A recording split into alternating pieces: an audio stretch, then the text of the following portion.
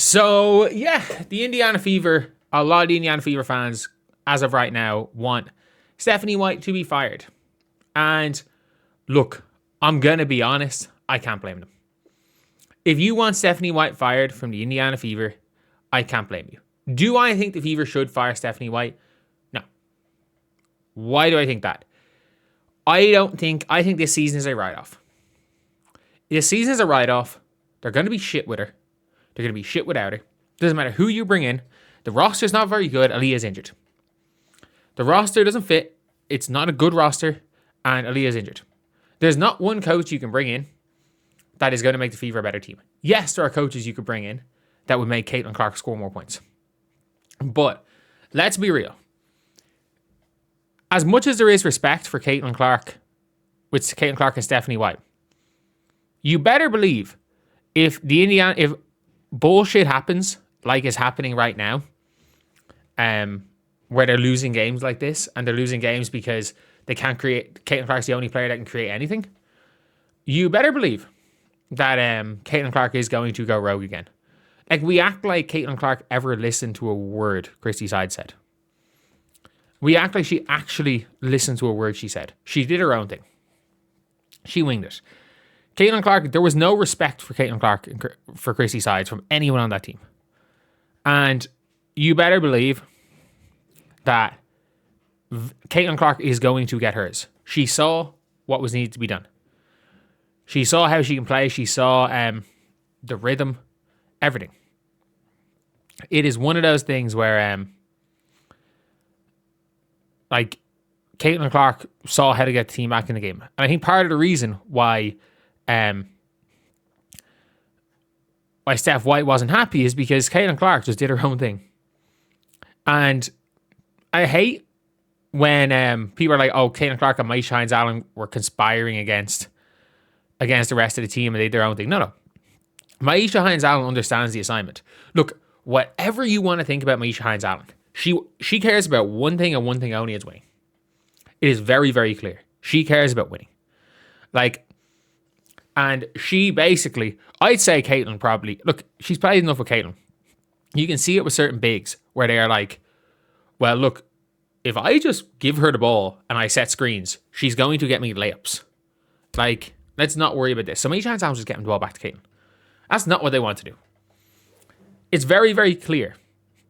It is not what they wanted to do. Running a Maisha Hines-Allen, Caitlin Clark 2-man game. Because this is a coach that said she doesn't want Aaliyah and Caitlin 2-man game, which has basically been eradicated. So she hardly wanted a Maisha Hines-Allen 2-man game. And look, there's a near 0% chance Stephanie White is coaching the Indiana Fever next year. Because I'm going to be real here. I don't think people understand this when coaches are when coaches don't adapt. Do you want to know why coaches don't adapt? Because if you don't adapt, even if you're losing, it shows your belief in your system and other teams will bite. Stephanie White will walk into another WNBA job. She absolutely will. There is no chance that Stephanie White does not walk into another WNBA job immediately if a Fever fire her. Next season. She will be coaching in the WNBA next year. Just won't be for the Indiana Fever. Because what has she shown? She has shown that she is a very good coach at taking a 3 out of 10 team and making them play like a 7 out of 10 team. That is actually, there are teams where that is a good coach for. That is not a team that has no defensive personnel, a dynamic guard who is fearless, flawed, but exceptional. And your second leading guard is a black hole. While your big is one of the best bigs in the league, but is slimmed down to run, and you want her to go back in the post. It's one of those things where it just doesn't fit. The pieces don't fit. And you might say, oh, but look at the playoffs last year. It was the biggest fluke playoff run in history. It was the biggest fluke playoff run in history. I'm sorry. They lose to every other team in the first round not named the Atlanta Dream. They do. The Dream choked. The Dream were 5 with 2 minutes to go and could not score. Not only that, they literally fucking choked the last 2 possessions. They threw a pass directly to Lexi Hull to win the game. And the possession before that, the Indiana Fever botched an offense and they ran away and gave a wide open layup for Aaliyah Boston for game.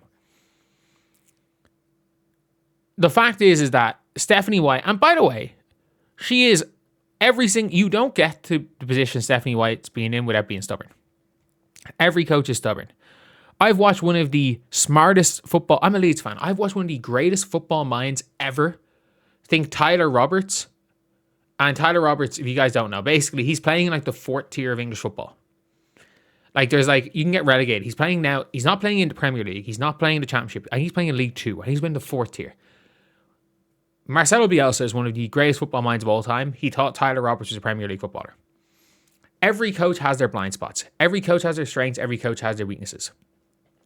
And the problem is that Stephanie White's strengths don't bode well to having a team with Caitlin Clark. And it's very, very clear. Like, I've said this from the very start. Caitlin Clark, the player, is stoppable. Caitlin Clark, the system, is not. Like, you cannot stop Caitlin Clark, the system. And when you have a roster like Kelsey Mitchell and stuff, or players like Kelsey Mitchell, Aaliyah Boston, you should be able to live with it if the Caitlin Clark high pick and roll or Caitlin Clark running doesn't or breaks down. You should be able to live with it. And that's what Austin Kelly's playbook should be. The problem is that this team doesn't run anymore. Like, how many times does Caitlin Clark get the ball or come down with a rebound and she's running the floor with the ball in her hand and she gets past halfway and she's waiting for 4 players to run. And I'm like, the point guard who gets a rebound should never be the first person up the floor. It is a team that plays slower. They're in worse shape than they were in under Christie's sides. It is one of those things where, like, it is a terrible fit. But I don't think Stephanie White should be fired right now, because I don't think this front office is good enough to hire a better coach short term than Stephanie White. Why do I not believe that? Because they are going to go to their connections and they're going to hire somebody that has been involved in the WNBA for the last 20 years and probably thinks the exact same as Stephanie White. Stephanie White is a symptom of the problem. Because you better believe, if the Indiana Fever had the Phoenix Mercury's GM, first of all, they don't ever hire Stephanie White. But second of all, if the Fever have the Mercury's GM, the GM will go to the coach, we are playing this way, otherwise you're going to be fired. And if the coach says, I'm playing my way, okay, you're gone. And by the way, people saying, oh, this is revisionist history. 8th of October, 2024, someone said poach Stephanie White. Said Stephanie White, whose current philosophy is to drag teams down to their level and try to win scoring in the 70s.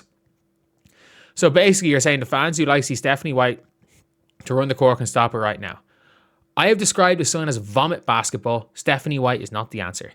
8th of October, 2024. 8th of October.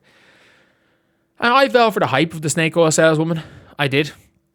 What she says and what she does are different things. What she says and what she does are very, very different things.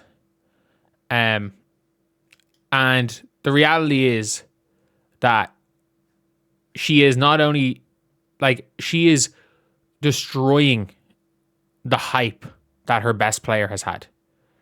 She is destroying everything that makes Caitlin Clark Caitlin Clark. And do you want to know why she's doing it? She doesn't want Caitlin Clark. Sorry. Not that she doesn't want Caitlin Clark the person, because this is definitely not personal. She doesn't want Caitlin Clark the player. What she wants is, she believes that Caitlin Clark's skill set can be molded, and she can mold Caitlin Clark's skill set into a player that she wants, which is essentially Paige Bueckers. Based on everything she has said, she wants Paige Bueckers. And the ironic thing about this all is that if she really wanted Paige Bueckers that badly, I don't know if the Dallas Wings make a 1-for-1 trade right now. I actually don't.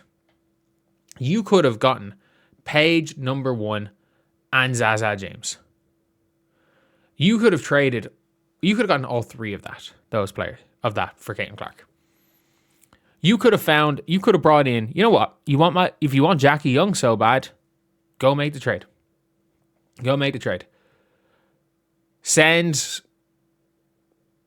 Find a way to make it work salary wise. Because in fairness, Jackie Young's making $500K more than Caitlin. Make the trade at the end of the season. Because there is a world where the Indiana Fever pull a Nico. There is actually a world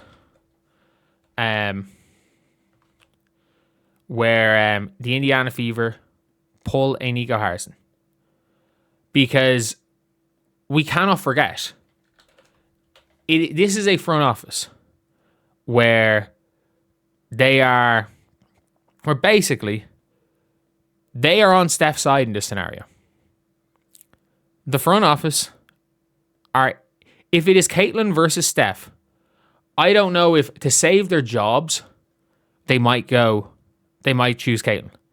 But if it's not to save their jobs, if Herb Simon guarantees them their job if they make that trade, if their jobs are guaranteed, they will trade Caitlin Clark over Stephanie White. And that is where the problem is. And the crazy thing is that I've always said this. If Stephanie White is the coach, the Indiana Fever are betting her off trading Caitlin Clark. If the Indiana Fever want to build around Caitlin Clark, you get rid of Stephanie White. The problem is, you just aren't going to... you're just not going to find a coach mid-season in a write-off season that's going to do anything positive. The entire problem is going to end up being that you basically have to go and hire a short-term coach and a team that's badly constructed and struggling. And if you hire a short-term coach, they're going to be garbage. And they're going to struggle, and it's hard to find the right one. Because the Fever are going to be bad either way. They might as well have Stephanie White as a tank commander. Because if Aaliyah's injured, this team's not 500. They're just not. So there's just no point. It's like, I don't know. Let's just say if you're a Premier League team, and if you're looking at Wolves. Wolves signed Rob Edwards. Rob Edwards, they were in last place. They're like, this isn't on you. We're not firing you. There are coaches that have coached teams that have really struggled.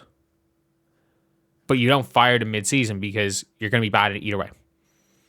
I don't think firing Steph's going to make... I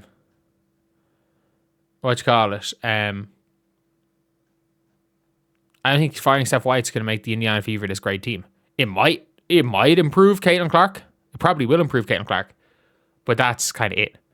Like, I don't think adding 2 points per game to Caitlin Clark is worth having to pay off a coach and replace her with God knows who.